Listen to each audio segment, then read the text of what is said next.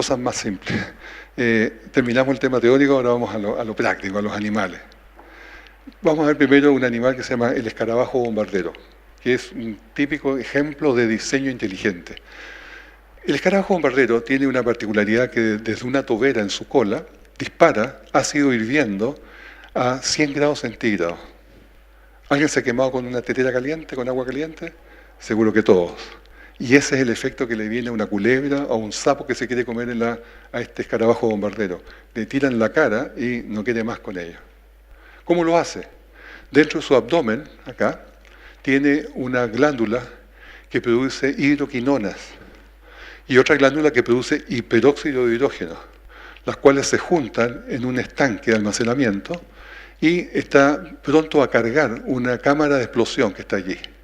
Esa cámara de explosión, a su vez, tiene unas enzimas catalizadoras, que son las cositas verdes que están allí, que son las que se inyectan, las enzimas catalizadoras, para acelerar la explosión.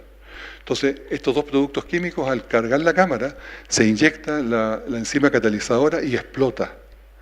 Y explota y sale el chorro de hidroquinona a 100 grados centígrados. Y esto es varias veces por segundo, no es bastante rápido. Y con eso se defiende este animal. Y la pregunta es obvia. ¿Quién hizo esto? ¿Cómo se formó eso?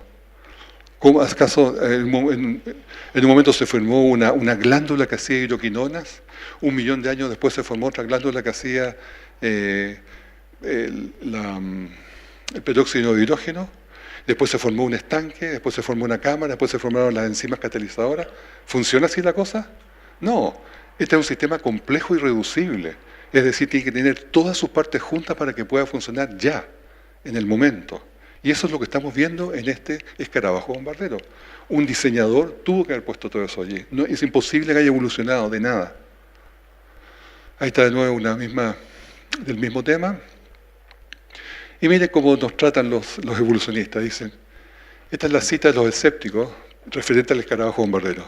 La pena es que el escarabajo bombardero tiene el dudoso honor de haberse convertido en el penúltimo abanderado de los creacionistas, que son esos cretinos que, como no se molestan en aprender cómo funcionan las cosas, deciden que las ha hecho Dios. O sea, como si la respuesta que las hizo Dios no fuera totalmente válida. Hoy día, el origen de la vida, el ADN, los animales, el diseño de los animales, la creación de todo el universo, todas las leyes físicas que tenemos, las constantes universales, todas son de un origen divino, porque no hay otra forma de explicarlas. Tiene que ser de un origen sobrenatural, no hay otra forma de explicarla. Como lo explican los evolucionistas, no, es la paspermia, vinieron de los extraterrestres. Ellos trajeron las cosas para acá. Esa es su explicación. No es bastante... O sea, es un problema de fe realmente. Otro más, diseño inteligente en las jirafas. Las jirafas tienen un problema, que tienen su cabeza muy arriba, más o menos 8 metros de altura desde el piso. Y esta jirafa tiene un corazón de 60 centímetros de diámetro, así de ancho, para poder bombear el doble de la presión nuestra, que la que tenemos los seres humanos, para que le llegue la sangre hasta el cerebro y a los ojos. Y todo va bien mientras la jirafa no baja la cabeza.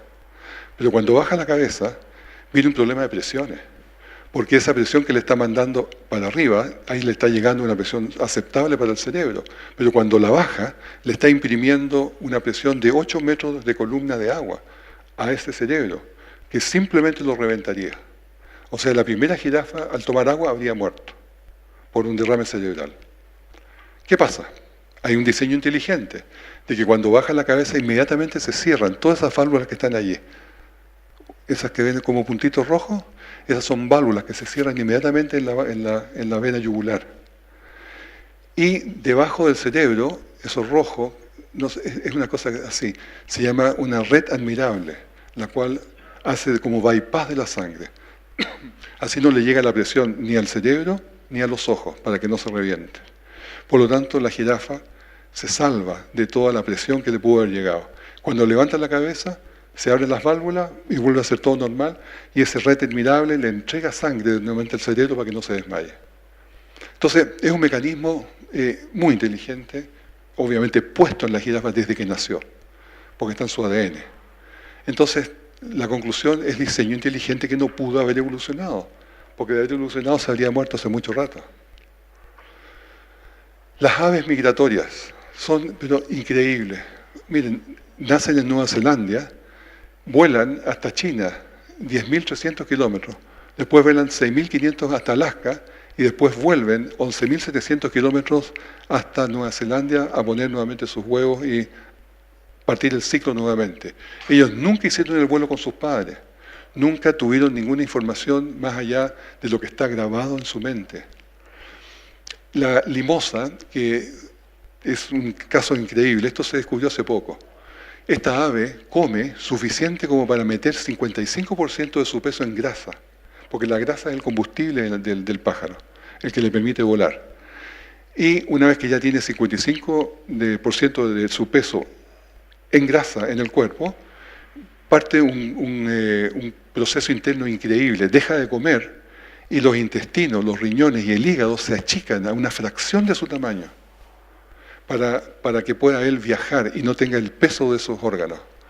Así, esto sospecha que sucede en muchos viajeros de largas distancias. Ahora, lleno de combustibles, parte el viaje, despega, en ese último desde Alaska hasta Nueva Zelanda, volando a 72 kilómetros por hora, no paran hasta llegar a Nueva Zelanda. Un viaje de 11.700 kilómetros, demoran de 4 a 5 días y es registrado como el vuelo más largo sin parada. Ahora, ¿cómo lo hacen? Bueno, una de las orientaciones que tienen, son pájaros que le han puesto GPS y ha marcado cómo vuelan de diferentes partes a diferentes partes. Pero ¿cómo lo hacen? A través del geomagnetismo. Ellos tienen una orientación por las estrellas y por el geomagnetismo. Y les explico ese geomagnetismo en las tortugas. Las tortugas juveniles nacen en la playa de Miami. Y un ejemplo específico. Nacen allí en Florida y las pequeñas tortuguitas se meten al océano y nadan por miles de kilómetros. Pero después ya cuando están adultas, quedan preñadas y vuelven hacia el lugar donde nacieron. La pregunta es simple, ¿cómo llegan de vuelta? Si han nadado miles de kilómetros, ¿cómo se orientan exactamente a la misma playa donde nacieron para poder dejar sus huevos y seguir el ciclo? Bueno, las encuentran debido al sistema de navegación magnética o geomagnetismo. Esa es la forma como lo hacen. Los salmones del Pacífico es lo mismo. También a través del geomagnetismo. Pero lo extraño es que tortugas, pájaros y salmones tienen el mismo mecanismo. Y según la evolución, ellos deberían haber evolucionado completamente separados. ¿Cómo pudieron llegar a tener algo convergente, como se llama según los términos evolucionistas? Simplemente, y usar señales magnéticas. Estas son las señales magnéticas del mundo, y son 60.000 kilómetros que rodea esta señal magnética a la Tierra, que son líneas de diferente intensidad y con diferente inclinación, y por lo tanto por eso ellos pueden medir exactamente dónde están. Todo esto es simplemente diseño inteligente, no hay otra explicación. Uno de los últimos casos que le muestro es del delfín o las ballenas que tienen este melón arriba de su cabeza. Ese melón de allí es un conjunto de grasas, de una combinación de grasas que manejan las ondas de ultrasonido de forma tan fantástica que pueden interpretar exactamente la señal que están recibiendo de vuelta. Ellos mandan un ping y reciben la señal de vuelta, que la interpretan y saben exactamente la distancia y la orientación donde está la presa, en este caso, o cualquier otra cosa. Se manejan fantásticamente. También se descubrió de que tienen similitudes con los murciélagos, que también los murciélagos tienen ecoposición. Y estos delfines y murciélagos tienen 200 similitudes genéticas, pero no tienen nada que ver uno u otro como especies, ¿no? Simplemente es un diseño similar, un diseñador que puso características similares en ambos. Termino con los motores eléctricos. Este es un tema que no se puede dejar de decir en diseño inteligente. Existen por lo menos 40 tipos de motores moleculares eléctricos en nuestro cuerpo. Ya voy a mostrar algunos de ellos. Por ejemplo, el ADP sintetizador de ATP en la mitocondria, que es esta máquina. Es un motor que rota a 7.000 revoluciones por minuto. Y este debió haber existido antes de la célula, porque es el que le da la energía. O sea, la célula no puede vivir sin eso que le da su combustible. Entonces es uno con otro, siempre, van ¿Cuál va primero? Ahí vemos este.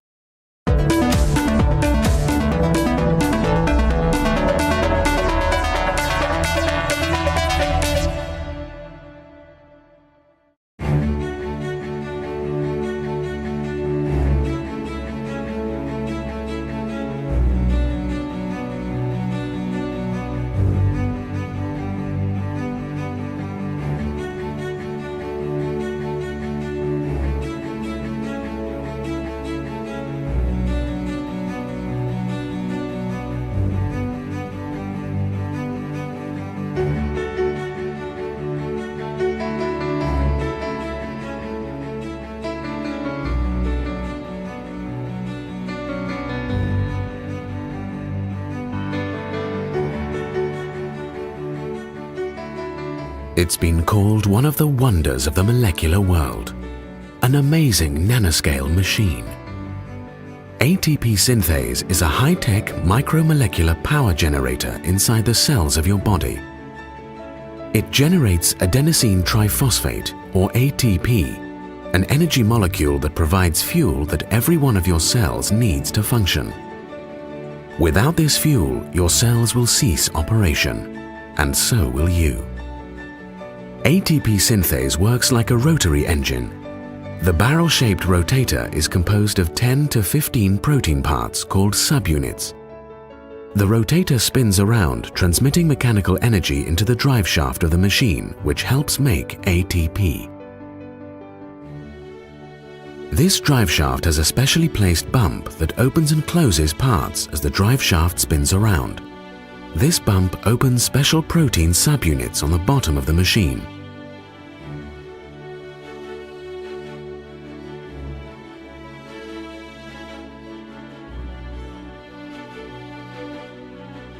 When the bottom subunits open, a spent energy molecule called adenosine diphosphate, or ADP, enters the machine.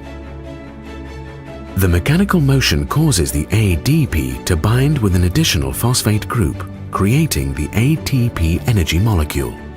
And the ATP drifts off into the cell, ready to power some biomechanical reaction. The ATP synthase machine has many parts we recognize from human-designed technology. A rotor, a stator, a drive shaft, and other basic components of a rotary engine. The ATP synthase is one of thousands of elegantly designed molecular machines inside your cells that make your life and all known life possible. ATP synthase. An example of intelligent design.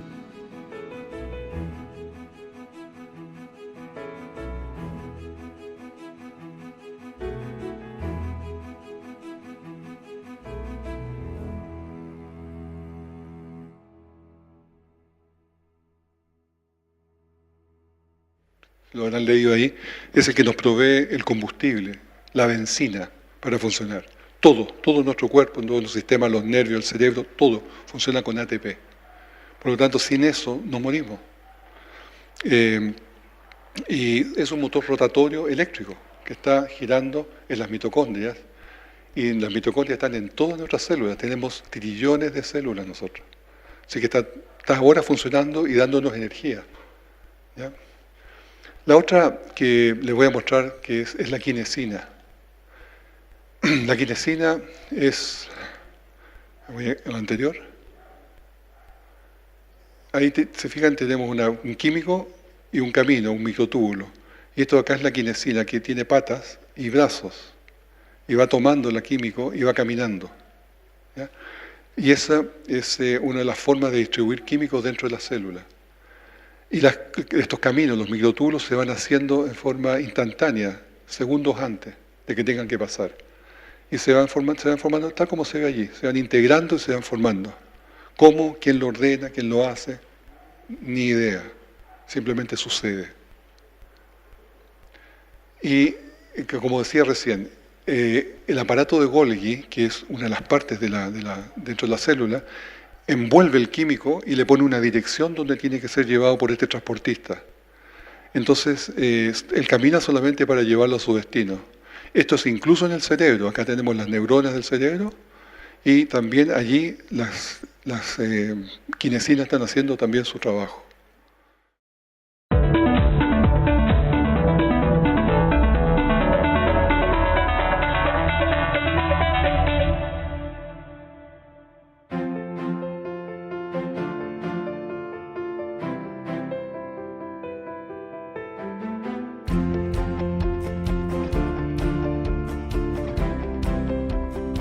Cells are full of specialized components that perform functions vital to their existence. But how do these components get to the right locations inside the cell to perform their functions? For larger components, a transportation system is needed. Meet the kinesin. Masterpieces of microengineering, kinesins are miniature motorized machines that carry cargo from one part of the cell to another, walking along self-assembling highways called microtubules. Known as the workhorses of the cell, kinesins have 2 feet, or globular heads, that literally walk 1 foot over another along the microtubule, pulling their cargo to its destination. Each foot possesses 2 special locations called binding sites that interact with other molecules. One site attaches to the microtubule and the other binds with ATP, the energy molecule of the cell. When one foot binds with ATP and uses its energy, the foot flips over, resulting in the walking motion. Each foot has a short neck which is connected to a strand of a long coiled stalk. At the end of the stalk is a fan-shaped tail which holds tightly to the cargo being transported. Kinesins can carry cargo that are many times their own size. Sometimes a kinesin is in danger of getting stuck on the microtubule highway because of blockages caused by other cellular components. To get around such obstacles, multiple motor proteins may be used to carry a single piece of cargo, together providing enough force to break free. Kinesins typically walk away from the center of the cell and toward the cell's periphery. The kinesin's 2 feet work together efficiently, with one foot holding fast to the microtubule, while the other releases itself and takes a step forward. This coordinated stepwise movement allows kinesin motors to walk as many as 100 steps per second, moving about 8 nanometers with each step. When not carrying cargo, kinesins can shift to energy-saving mode to conserve fuel until their next job. The kinesin plays a vital role in many cellular processes, not just transporting materials, but also aiding cell replication. The walking kinesin molecular machine, another example of intelligent design.